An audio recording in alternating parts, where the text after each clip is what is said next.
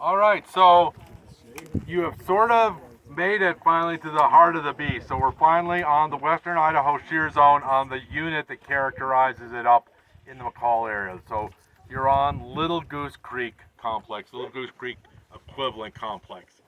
This is a little bit more melty. It's like halfway between a granite and a migmatite. So it's not as like beautifully clean as in the north side. It has some veins and migmatite things, but for the most part, this is the real deal. So the Western Idaho Shear Zone is active here. It's active on the other side of that blob of migmatite, and it goes for another mile or so that way. So you're on the heart of the beast.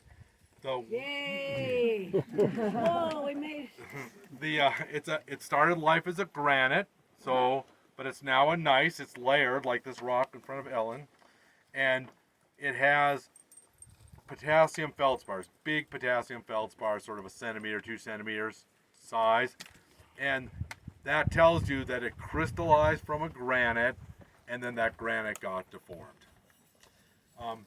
So this stop is so you see the main thing, but also so we can talk about the timing.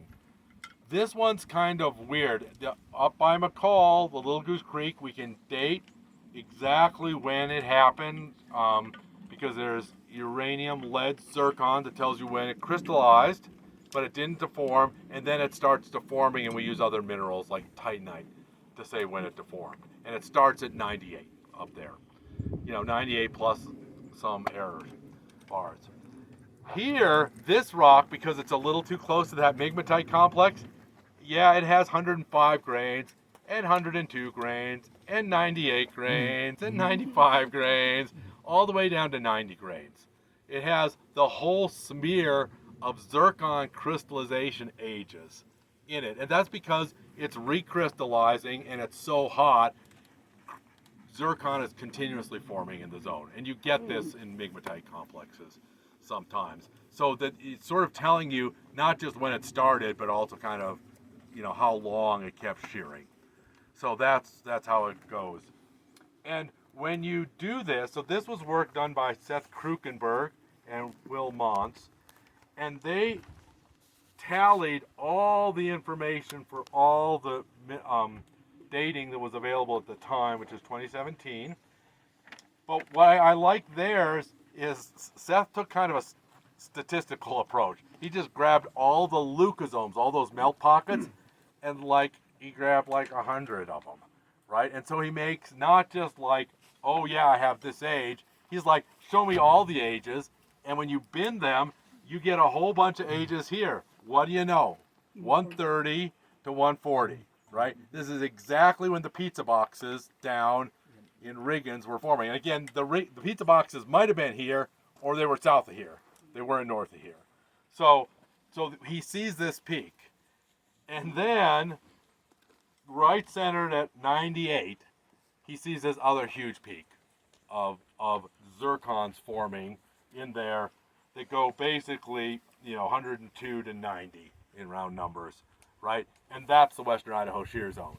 So yeah, there's this earlier event, and you can see it barely in the migmatites. That's the only place it's preserved, and then it's just whomped by this one, right? And he also dated monazite, which grows at lower temperatures than zircons. So it makes sense that these are slightly older and these are slightly younger. Not necessarily, says Stacia.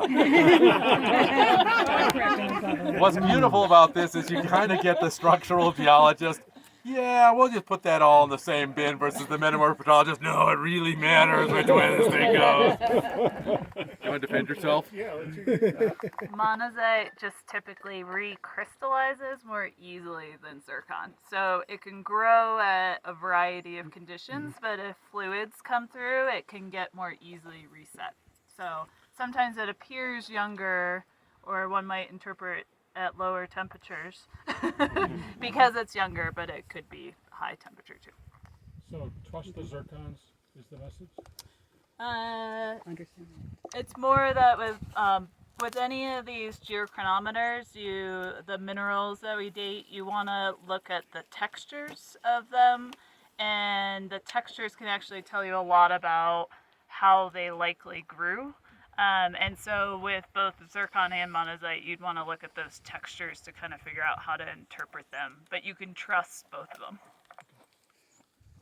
That was a very politically correct answer. Better than yours. Only if they're explained Yeah. correctly can you trust them. Okay, so here's the history here. Can you hold that out, Ellen? So we have a peak metamorphism burial associated with exactly on the same time that the Salmon River Belt happened. Is that the suturing? Probably not, and maybe it is. The suturing, we think, happened up here because there's the trial zircons at this age on that stuff that are from North America, right? And then there's this other event which whomps on top of the suture event, and then there's this whole thing which erases everything except for the weird places like up by Riggins where you get it, or this weird migmatite complex where that melanosome is weirdly preserved and the deformation goes around it with the melt. So you're looking for hints of things. All right, so that is that story. And then I'm going to suggest you walk around these rocks for maybe 10 or 15 minutes. You're not going to find them as interesting as the migmatites, but you can see the potassium feldspars. Look for the quartz crystals, which are white but a little bit glassy. And they'll be stretched out. They won't be nice round things like you see in a granite. They'll be more like pencil shapes. And that says this thing was in a shear zone and that it's deformed. And this is Little Goose. This is Little Goose Creek equivalent. Okay, cool. That's it. A couple minutes and then we'll do our